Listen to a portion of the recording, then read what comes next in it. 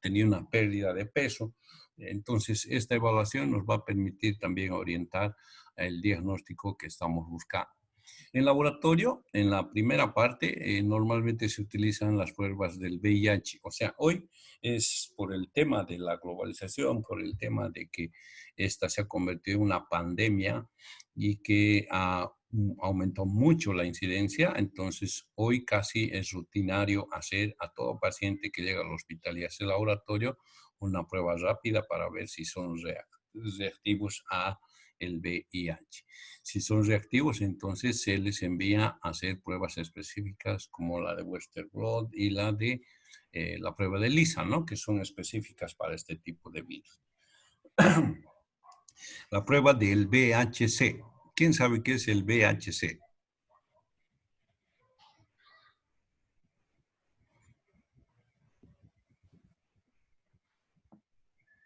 ¿Alguien sabe?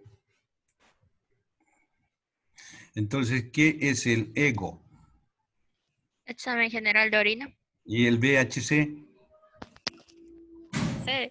Bioquímica hemática. Biometría Ay, no sé. Biometría hemática completa, ¿no? Examen Ah, general de orina. Ese es uno de los problemas que tenemos los médicos que nos hemos formado en la escuela antigua, porque hoy en la mayoría de los casos en laboratorio solo utilizan abreviaciones y nos cuesta, digamos, manejar, porque nosotros siempre hemos manejado con todo completo, ¿no? Biometría hemática completa o estudio laboratorio sanguíneo completo o detallar, ¿no? Examen químico y química sanguínea y todas esas cosas. Pero hoy he visto también en los estudios que me he hecho hacer, solamente utilizan este tipo de abreviaciones. Entonces, ustedes si ya se están formando con eso, no va a significar problema para cuando estén desarrollando sus actividades. También la presencia de sangre oculta en heces. ¿Alguna vez les han referido en microbiología cómo se puede identificar la presencia de sangre en, por ejemplo, en heces, en un hospital de primer nivel donde no hay un laboratorio? Con Agua agua oxigenada. oxigenada. Agua oxigenada. Eso era o es todavía parte del diagnóstico clínico que se hace. La prueba de Guayaco. Eso, ¿no? Entonces, no se identifica la presencia de sangre en las heces.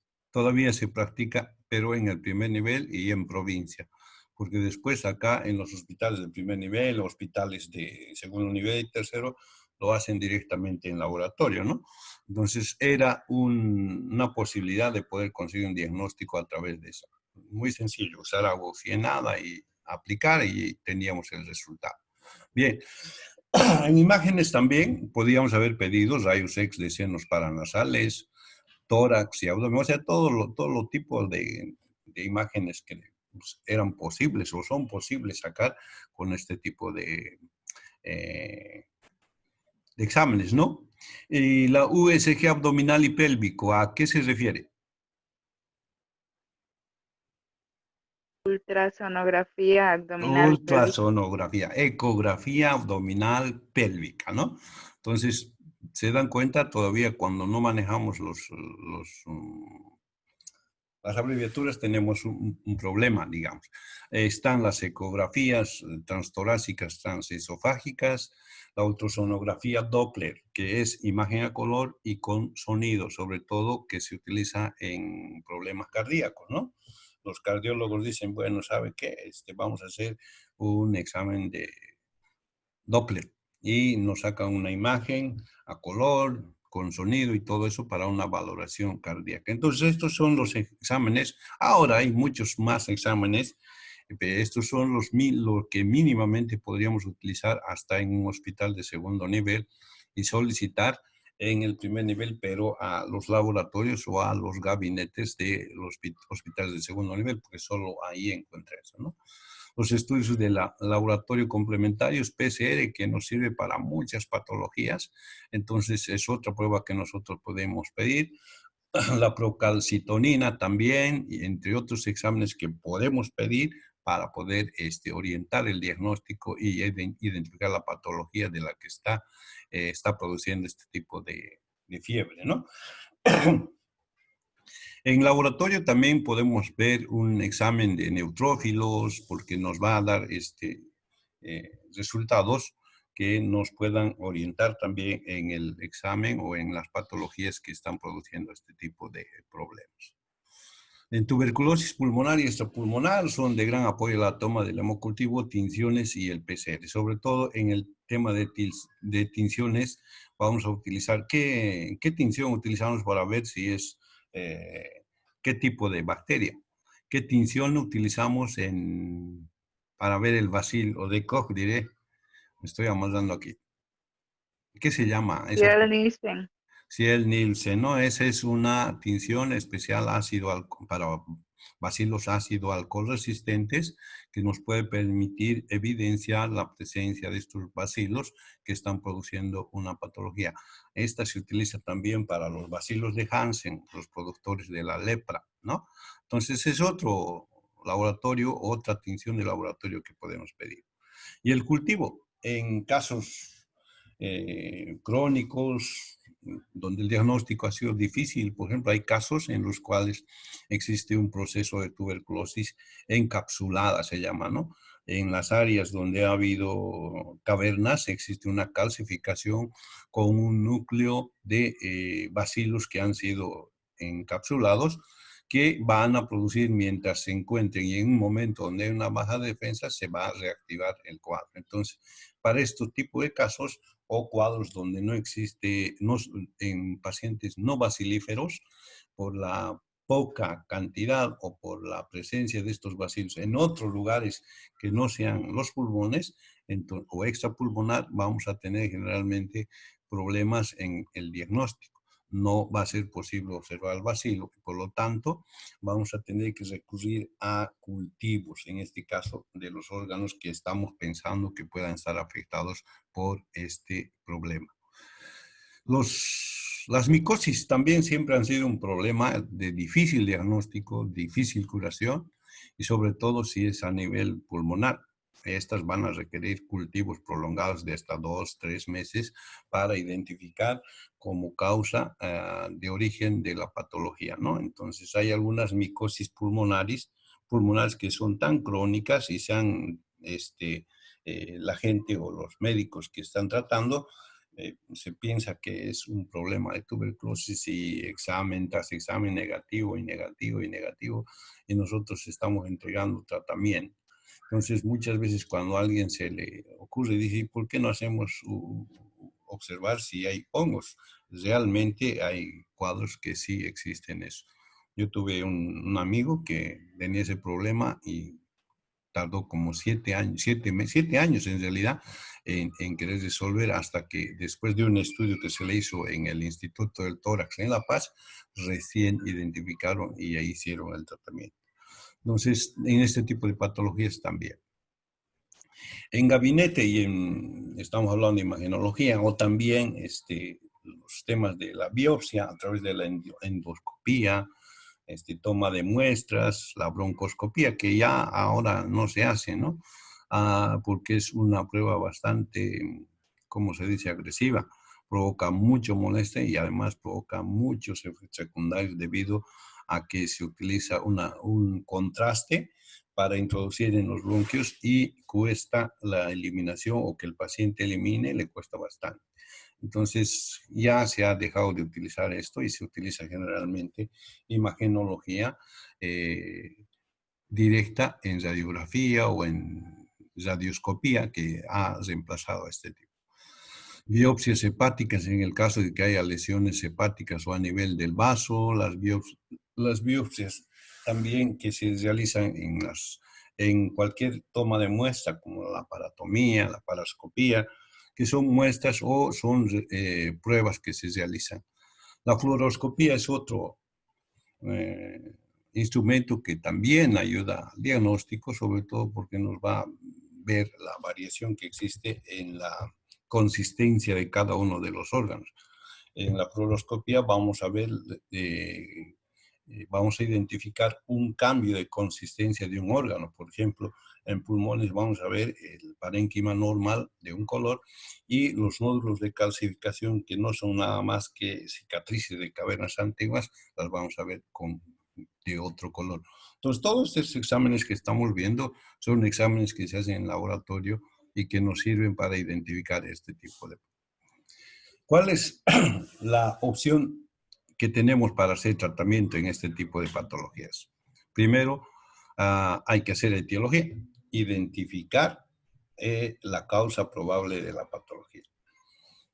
Y si no, aproximarnos a la causa probable para poder realizar tratamientos también así como el diagnóstico, viendo y calculando la sintomatología que se tiene, ¿no? Entonces, acá lo que tenemos que tener cuidado es que si hacemos este tipo de tratamiento es velar siempre porque los efectos secundarios que pueda tener el tratamiento no sean más graves que la enfermedad, ¿no? A ver, acuérdense, cuando nosotros hablábamos de enfermedades infecciosas y decíamos, había una persona que llegaba a un hospital con un cuadro bastante avanzado y pensábamos en una septicemia. Entonces el médico inmediatamente llegaba, se enteraba el antecedente que había una sepsis y en forma sin probar con antibioterapia ni nada de eso, indicaba utilizar un antibiótico de amplio espectro, en algunos casos un cóctel, o sea, una mezcla de dos antibióticos antes de realizar los estudios que van a definir el cuadro que tenía. Pensando en que la sepsis, para no avanzar con la cantidad de antibiótico que se colocaba de inicio, podía parar, disminuir o limitar el avance de la patología, ¿no? Entonces, también en estos casos se hace lo mismo. Y el tema de la sospecha de tuberculosis, que, bueno, ahora ya es muy fácil el diagnóstico por los medios que tenemos. Laboratorio es muy fácil hacer un laboratorio, por ejemplo, una prueba continua de 3 días, que se llama laboratorio baciloscopía seriada, ¿no? Antes era muy difícil porque el laboratorio el laboratorio central era aquí en Santa Cruz, las pruebas tenían que mandarse hasta Santa Cruz, la respuesta tenía que volver a los hospitales de donde habían enviado, y si era seriada, el paciente no podía venir 2 veces o enviar al hospital 3 veces, entonces era un problema. Hoy creo que todos los hospitales tienen un laboratorio básico donde se puede hacer una baciloscopía y generalmente seriada. La primera muestra en el momento de la consulta, la segunda en el momento en que se retiraba a su casa, si vivía lejos, la tercera al día siguiente cuando venía a recoger la respuesta, pero antes de recibir la respuesta dejaba la muestra y volvía a la respuesta un poco más tarde. Entonces ya es mucho más fácil, ¿no? Este tipo de cosas. Antes era muy difícil. Y el tratamiento sintomático, en este caso, ellos vienen principalmente por algún problema que les provocaba, no siempre la fiebre, sino un dolor. En este caso, nosotros tenemos que comprender que los pacientes que llegan al hospital, por lo menos ahora, es porque sienten principalmente dolor, ¿no?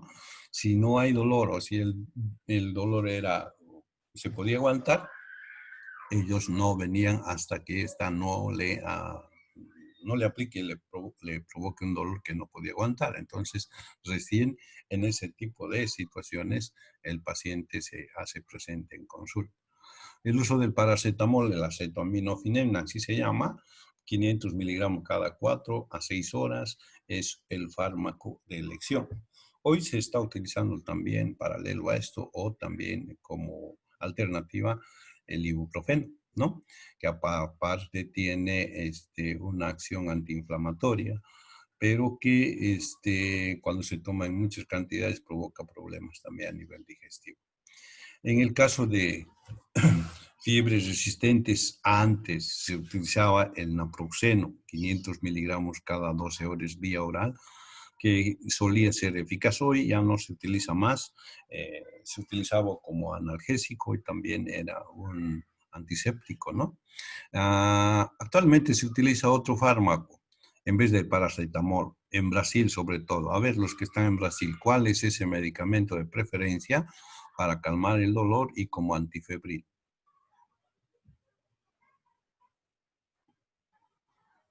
Hola. Lo escuchamos, doctor. ¿Se fueron? No, ¿Cuál es la alternativa entonces para usar como antifebril en vez del paracetamol?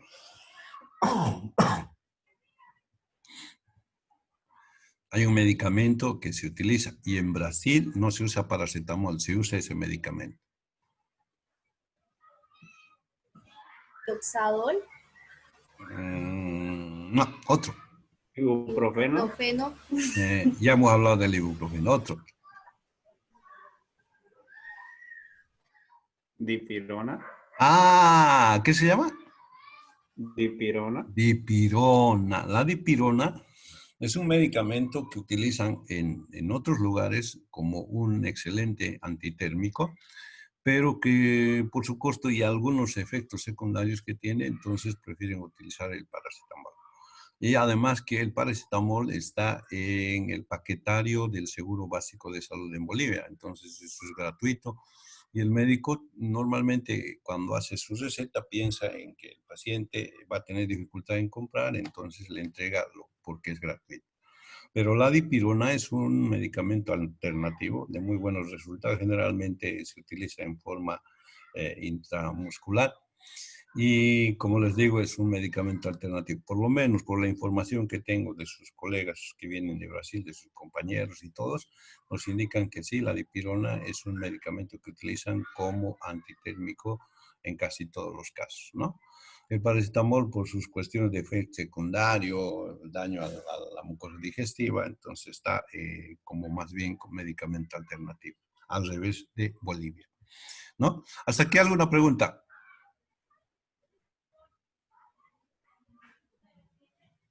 Nada.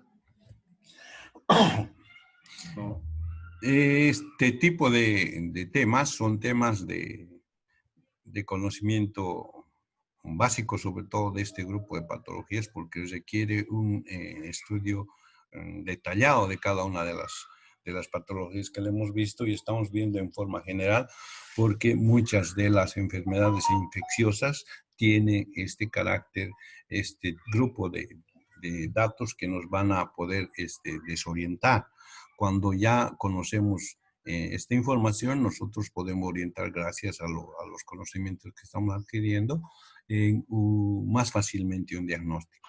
De todos modos, van a seguir siendo patologías con fiebre de causa desconocida y nosotros vamos a tener que recurrir a todos los medios que hemos ido anotando con un poco de detalle para poder conseguir este diagnóstico. Hasta aquí, ¿alguna pregunta, jóvenes?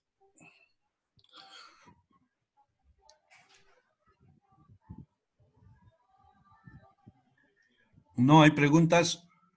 No, doctor, todo claro. Bien, entonces, ¿qué día nos toca la próxima clase? La próxima semana, ¿no? Lunes. Ah, el lunes. Muy bien. Entonces, nos vemos el lunes. Para el lunes voy a preparar algunas preguntitas que me ha dicho que hagamos, aunque no tiene evaluación. Han debido recibir un mensaje de don David que él dice no vamos a aceptar ningún tipo de evaluación en este periodo de cuarentena. Pero sí les voy a pedir que hagan alguna lectura para poder hacer algunas preguntas y respuestas, porque en plataforma tenemos un área que se llama foro. Y en este foro tenemos que levantar preguntas que hagan ustedes y contestar, o preguntas entre ustedes, o preguntas entre ustedes y yo, para poder llenar este espacio de la plataforma, ¿ya? Las diapositivas las he subido a plataforma, esta lo voy a pasar a su grupo, creo que la anterior ya lo pasé también, ¿no? El grupo no. Ya, entonces al grupo voy a pasar los 3 temas que ya hemos avanzado, más el inicial, de modo que tengan ya todos este material y lo puedan repasar cuando sea necesario. ¿De acuerdo? Ya, doctor, gracias. ¿Alguna pregunta antes de que nos vayamos? Séptimo, ¿existe séptimo C? Sí, ¿Hay séptimo C? sí, ahí. Parece. Porque me pidieron que haga este curso con ellos, pero me dieron horario y todo eso, pero no subieron en plataforma nada. Yo pensé que no había, porque no conozco. ¿Quiénes están en infecciones séptimo C? Creo que no conozco a ninguno. Bueno, como sea que sea. Entonces, jóvenes, cuídense. Nos vemos el día lunes. ¿De acuerdo? Ya, doctora, hasta luego. Bueno, cuídense, Hasta jóvenes. luego, doctor. Chao, chao. Nos Hasta vemos. Hasta luego. Hasta luego.